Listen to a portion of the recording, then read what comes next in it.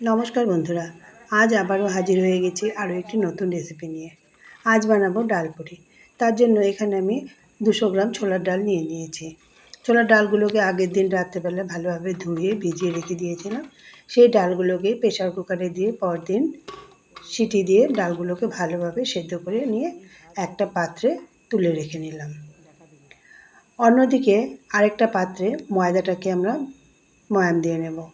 তার জন্য এখানে 2 কাপ ময়দা নিয়ে নিয়েছি, হাফ চামচ লবণ, 1 চামচ চিনি ও 2 চামচ সাদা তেল দিয়ে ময়দাটাকে বেশ কিছুক্ষণ ময়ান দিয়ে নিলাম। আর তার মধ্যে নর্মাল টেম্পারেচারে রাখা জল দিয়ে ময়দাটাকে মেখে 10-15 মিনিটের জন্য ঢাকা দিয়ে রেখে দিলাম।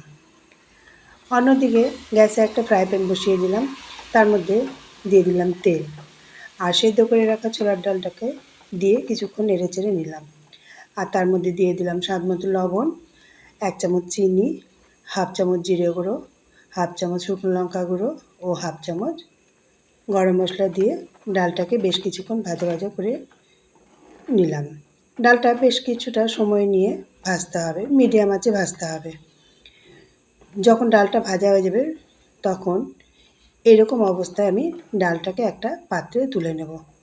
এটা ঠান্ডা হয়ে গেলে পরে বেশ ঝুরঝুরে হয়ে যাবে। অন্যদিকে যে ময়দাটাকে মেখে রেখেছিলাম সেই ময়দাটা ঢাকা খুলে ময়দাটাকে আর কিছুক্ষণ মেখে রেখে ময়দাটাকে হাতের মধ্যে নিয়ে গোল গোল করে লেচি কেটে তার মধ্যে ডালের পুরটাকে ভরে অল্প পরিমাণ ময়দা দিয়ে পুরিগুলোকে বেলে নিলাম একটা একটা করে। অন্যদিকে গ্যাসে আরেকটা কড়াই বসিয়ে দিয়ে দিলাম বেশ খানিকটা পরিমাণ তেল। আর তেলটা গরম হয়ে গেলে পরে মিডিয়াম আঁচে পুরিগুলোকে লাল লাল করে ভেজে তুলে নেব।